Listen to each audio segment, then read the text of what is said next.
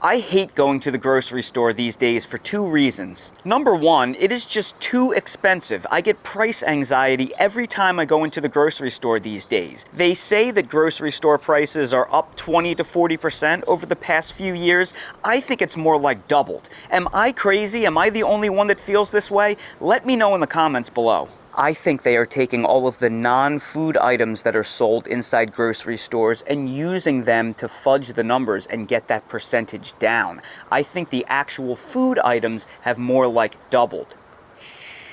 The second reason is food quality. You are paying through the nose at grocery stores for flavorless, poorly ripened food. I mean, the stuff we grow in our homegrown gardens tastes nothing like the stuff that we get at grocery stores. This stuff is actually properly ripened. It's fresh. The stuff you're getting at grocery stores can be weeks or months old that have been picked unripe in long-term storage. So until you've had food straight off the tree, you will be asking yourself, what have I been eating my entire life? Is that even food? And you get all of this abundance, all for the price of free. And it is just so rewarding knowing that you did all of this yourself. Yet, so many of us are not growing anything edible in our yards because we think it's too expensive, it's too much work, and we don't have the room.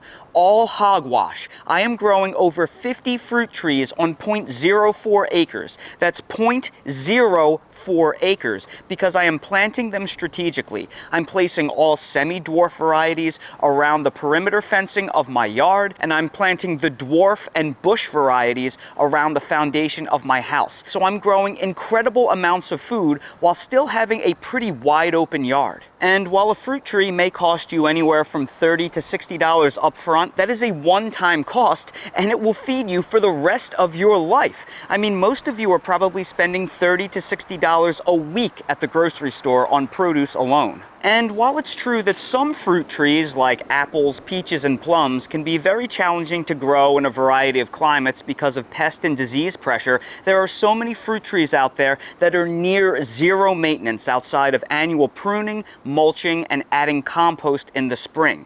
That's really it. And that is what I'm going to share with you in this video. I am going to share 5 near zero maintenance fruit trees that will grow incredibly well that I want you to plant this spring now so you can feed your family forever for virtually $0. If you're new to the channel, please subscribe, hit the bell for notifications, and check out my Amazon store and Spreadshop links in the video description for everything I use in my garden and awesome custom apparel and gear. Fruit tree number 1 is the first fruit trees that I planted in ground at my house 6 years ago, and that is the fig tree. If you go back in time to my YouTube channel back to 2019, you will find that a lot of my initial videos were about fig trees, and that is for a reason. While most fruit trees will take about 2 to 3 years planted in ground before they really start producing, figs have the unique ability to produce within a year. In fact, I planted all of these fig trees in late March, and I was harvesting figs off of them all that same year in September. While fig trees do have the ability to get very large if you never prune them and you just let them grow, they can be kept small forever with hard annual pruning. People are often surprised to learn that these figs are 6 years old. Because I prune them back every single winter, they are never going to get any bigger than this. I mean, look at the trunk. They are the size of a human femur, maybe larger, but despite the fact that these could be very large trees if I let them go, because I prune them every year, they're not going to get any bigger than this. You have the ability to control their size forever. The key to success growing figs is selecting varieties appropriate for your climate. I live on the southeastern coast of North Carolina, Zone 8B, just outside of the Wilmington area, and pretty much anybody in Zone 7B or warmer can grow almost whatever variety of fig they want in ground because your climate is warm enough to support the tree and your summers are probably warm enough to ripen figs because figs have a pretty long hang time of about 2 to 3 months on the tree in order to ripen once they form. But but they don't like rainfall. Figs are from the Mediterranean where it doesn't rain in the summer, so when they get wet, it tends to spoil the figs. So here in the southeast where we get a lot of rain, Smith is one of the best performing figs out there. It is an early to mid-season fig, and it tolerates wet, humid summers very well. Celeste is one of the most rainfall and humidity tolerant varieties of figs known, and it is also one of the earliest. I am able to harvest figs off my Celeste tree as early as late June every year, and you can see it's already the first to leaf out in my yard. So this is a reliable fig variety that many growers in Zone 6 can grow in ground and get a harvest off of it every year. This Ronde Bordeaux tree is just as early as my Celeste and has even better flavor. Now, it's not nearly as rain and humidity resistant, but because it ripens so early, it usually beats our thunderstorm season, so it works out well here in the southeast. If you have a dry summer climate, and maybe you're in a Zone 6 or Zone 7 where your summers aren't very long, this is a top contender. Fig trees will die back to the ground in Zone 7A and cooler most winters, so that is why you need an early variety in those zones, because they're going to come back from the roots probably in April, so the tree needs to grow back, produce a crop, and ripen that crop in a very short amount of time, and those varieties I listed generally can do that most years. That being said, if you don't want to take the risk, you can always grow them in containers. Fig trees grow fantastic in containers, all the way down to some people are growing them in Zone 4. You'll just overwinter them in a garage or a shed or a basement, and then you'll pull them out in the spring when it starts getting warm. If you live in Zone 8 or warmer and you have fairly dry summers where you can ripen some of the more temperamental longer season fig varieties, some of my absolute favorites are Italian 258, Col de Dame Blanc, Colonel Littman's Black Cross, Noir de Barbentane, White Madeira No. 1, Del San Juan Migran, and Col de Dame Gigantina. Those are some of my absolute favorite figs in the world. Fruit tree number 2 that everybody with a yard should be growing are persimmon trees. Persimmons have become maybe my favorite fruit of all time, and there are 3 different types of persimmons. There are Asian persimmons, Asian American hybrid persimmons, and American persimmons. Asian persimmons are hardy anywhere from the Zone 6 to 11 range. Your hybrids are a cross between Asian and American persimmons, so they're hardy as cold as Zone 5, and then your American persimmons can tolerate cold all the way down to Zone 4, maybe even Zone 3B. The tree next to me is one of the crown jewels of my yard. This is a Giambo Asian persimmon. This is an astringent persimmon that produces gigantic fruits that are the size of bell peppers. Now, astringent persimmons have to be ripened to the point where they're soft like mush. It's actually the frosts and the freezes that start hitting this tree in November and December that actually ripen the fruit. I'm able to ripen this fruit as long as Christmas. So this is the ultimate season extension tree. This is bar none the best tasting fruit I have ever had in my life. Nothing that I'm growing in my yard is anywhere close to the quality of this fruit. The only downside is this is a more tender persimmon. It is only hardy to Zones 7 or warmer. So if you live in Zone 7, this is one of the greatest trees that you could ever plant in your yard and garden, and it is also pretty much free of pests and diseases. The only thing that bothers this tree are possums, raccoons, and deer. For those of you in cooler zones that want to grow a pure Asian persimmon, or they want a high-quality, non-astringent persimmon, this is a variety called Ichikike Jiro. It is hardy to Zone 6. It blooms later than the Giambo, so it's not as susceptible to late frosts, and it has an absolutely delicious fruit that is non-astringent. So you can eat it when it is underripe and hard and firm like an apple. And when you eat it like that, it kind of tastes like a cross between a mild citrus and a pear. But if you let it fully ripen to the point where it's like a mushy, overripe tomato, the flavor is absolutely incredible. It is almost just as good as the Giambo. If your zone is even cooler than that, you can grow an Asian American hybrid persimmon called Nikita's Gift.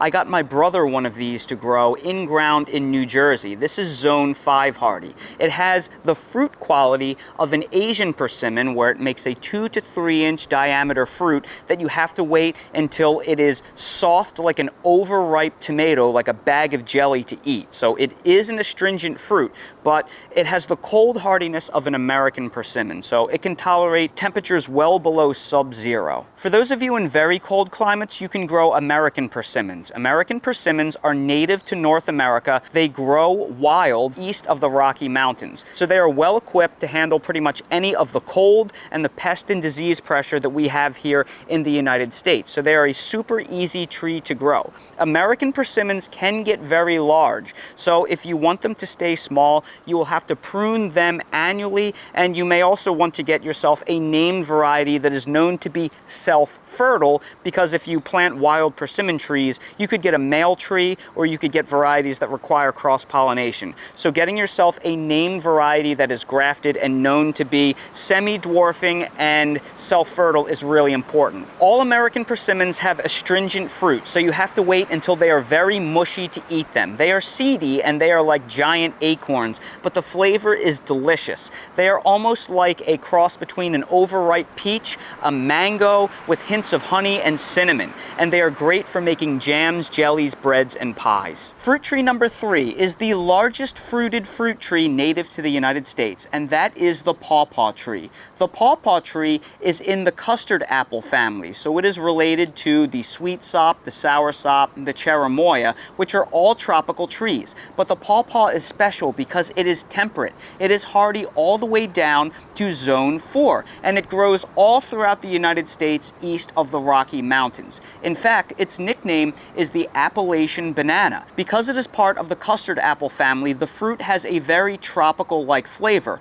like a cross between banana and mango, and a texture like custard. And fun fact, it was actually George Washington's favorite fruit. They generally ripen in late August, September, and early October when the nights start getting cool. He liked picking them and then leaving them outside overnight when it would get chilly at that time of year, because he lived in Virginia, and then he would be able to eat them like a chilled custard pudding with tropical-like flavor. Almost all pawpaw trees require cross-pollination, so you will need 2 unique trees to pollinate each other because they cannot pollinate themselves. But this is generally not a problem because they are native understory trees and they only grow to be 15 to 20 feet tall, and you can keep them smaller with annual pruning pretty easily. My trees are over 5 years old, and this is as big as they are so far. Now, under normal circumstances, a pawpaw tree is bulletproof growing it in the United States because they are native to here and they don't really suffer any problems from pests or disease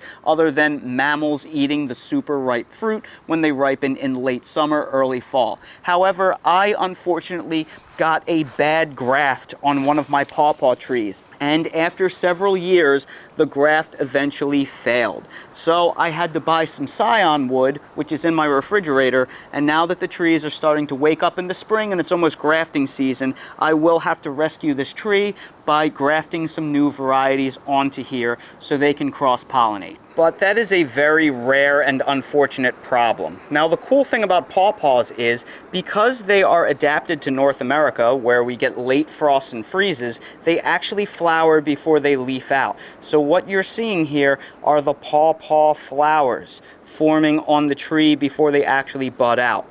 Now, had this graft not died back to the ground, I would have flowers on this tree that could cross-pollinate this tree. Under normal circumstances, that would happen, but unlucky me, I'm going to have to rescue this existing tree with a fresh graft. But don't let that scare you away from growing pawpaws. This is a freak occurrence, and that's the only tree this has ever happened to me on. Because pawpaws don't ship well, you're never going to find them in grocery stores. So the only way you are ever going to taste them is to grow them yourself. Fruit number 4 is the ultimate foundation planting for edible landscaping around the perimeter of your home, and that is the blueberry. Blueberries are native to the United States, and assuming you paired the proper varieties to your climate, they can take pretty much anything that your climate can throw at them. For example, here I have lots of high bush varieties growing, And over here, I have rabbit eye varieties of blueberries that I'm growing that are native to the southeast where I live. Depending on the variety and type that you grow, blueberries can be cold hardy all the way down to zone 2, and breeders are doing incredible things with blueberries right now that they're creating strains of blueberries that are actually evergreen, and they are growing them as far down as Miami in evergreen culture that don't require any significant amount of chill hours. So no matter where you live, no matter what your climate is, there is a variety of blueberry that you can grow with low to no maintenance. I'll link to a video both above and down in the video description that will describe to you how to select blueberry varieties and how to grow them. Even if you have next to no yard, you can grow blueberries. These make the ultimate foundation planting because they are effectively decorative flowering bushes, and your HOA won't know the difference if you have one. That is why I grow the blueberries in the front of my house, because to the untrained eye, these are the same decorative bushes that everyone else is growing. In fact, I'd go as far as saying that these bushes are far more beautiful than most of the decorative bushes that people are growing around their houses. So there is no compromise with these. They are foundation safe, they are HOA approved, and they will feed you. That is why, oh yeah, and the bees love them. Just look at them. They are having the time of their lives right now. Thanks for working so hard for me, little guy. Most blueberry varieties are not self-fertile, so you have to plant varieties that flower at the same time and can cross-pollinate each other that are in the same group. So pair your northern high bush with another northern high bush that flowers at the same time, your southern high bush with another southern high bush that flowers at the same time, your rabbit eye with another rabbit eye variety that flowers at the same time. And fruit tree number 5 is the Asian pear, which is the more disease-resistant cousin to the European pear that most of us are familiar with in grocery stores. Why grow an Asian pear tree? Well, there are so many reasons. First off, like I said, they are very low maintenance because they are disease-resistant, and they also have very few insect pests in most climates. They are also a natural semi-dwarf tree, so with annual pruning, it is very simple to keep them as a small landscaping tree forever. They also are arguably better tasting than European pears, and have you ever seen an Asian pear at a grocery store? They often sell for up to $2 a pear. Just outrageous pricing, but not if you grow them yourself. So this is just a fantastic low to no maintenance small fruit tree for your yard. And did I mention that it is beautiful? Look at all of the flowers that are starting to emerge on this tree. Pears have some of the most beautiful flowers that you will ever see. That's why various species of flowering pear trees have become so popular for streetscaping all throughout America in various different towns. But this one actually feeds you. Asian pear trees are not self-fertile, so you will need 2 unique varieties to cross-pollinate if you want fruit. But what I did was I grafted multiple varieties on a single tree. This is a Chojuro Asian pear tree, but I cut off the branches and I chip bud grafted 2 additional varieties on it. So on this espalier setup that you see right here, the 2 lowest cordons are chip bud grafts of a variety called Hosui. Then as you work your way up the tree, the middle tier is a variety called Korean Giant that I chip bud grafted, and then up at the top is the actual Chojuro variety that I let continue to grow and develop buds. So how cool is that? I have 3 varieties of Asian pears on a single tree. Now, of course, you don't have to do anything like this. You can just go ahead and buy 2 different varieties of Asian pears and plant them relatively close to each other, and they will cross-pollinate each other naturally. Or you could actually buy a multi-grafted Asian pear. A lot of online nurseries that sell fruit trees sell multi-grafted Asian pears that have anywhere from 2, 3, sometimes even 4 different varieties on one tree. So that is an option for you if you only want one tree. Which brings me to my next point. Where are the best places to buy fruit trees online? Well, I've gone over this many times in the past, and rather than repeat myself, I'll just cut in footage from another video. One Green World, Just Fruits and Exotics, Rain Tree Nursery, Four Winds Growers, Bay Laurel Nursery, Peaceful Heritage Nursery, Bottoms Nursery, Plant Me Green, Plantogram, Bob Wells Nursery, Burnt Ridge Nursery, Cummins Nursery, Off the Beaten Path Nursery, Handpick Nursery, Bright Leaf, Edible Landscaping, Stark Brothers, Logis, Restoring Eden, Willis Orchard Co., Trees of Antiquity, And my personal favorite for buying citrus is Mackenzie Farms of Scranton, South Carolina. I get almost all of my citrus, all of my grafted citrus, from Stan Mackenzie of Mackenzie Farms, but you actually have to call him to order the citrus. So I recommend you look him up on Google Maps, Mackenzie Farms, Scranton, South Carolina. Give him a call and he will ship the citrus trees to you. And that right there are 5 fruits that I believe every single homeowner should be growing, no matter how big or small your yard is. Get off the grocery store addiction. Stop spending all that money. Stop eating all of that low quality food. Grow it yourself. Enjoy your yard. Love it. Be proud of it and get free food that tastes so much better. Now, that being said, at the time I'm filming this video, it is mid-March, and that is the ideal time for many of us in the United States to be planting our fruit trees. So you still have time to go out and order things. Don't delay. Hurry up, because we want to get these things in the ground before it starts getting warm. Don't let this year pass you by. Plant as many of these things as possible. In a couple of years, you will be so happy you did. So everybody, I sure hope you found this video helpful. If you did, please make sure to hit that like button, subscribe to the channel, and please ring that notification bell so you're notified when I release more videos like these. If you're curious about anything that I use to grow fruit trees or that I use in my garden in general, I will place links to everything I use most often down in the video description, and for everything I use in real life, I have it linked in my Amazon storefront. So expand the video description, click on the Amazon storefront link, and you'll see everything I use in real life. While you're down there, please check out my spread shop for custom merch if you want to support the channel. Thank you all so much for watching, and I hope to see all of you again on the next video. Hey Dale, Daddy did something so silly. It was so nice and warm for several days that Daddy turned off the heat in the house, and he forgot it was going to be 30 last night and didn't put the heat back on, so we woke up and it was 59 degrees in the house, and now everybody's cold, so we have Dale's shirt in the dryer warming up, just like Kramer used to do on Seinfeld. And now we have a nice warm shirt for Dale. Dale, come here, come! Let's put you in a warm shirt. All right, now Dale has his hoodie on. He looks so much warmer. Daddy will only make that mistake 1 or 2 other times this year until it finally warms up for summer. I promise, only 1 or 2 other times.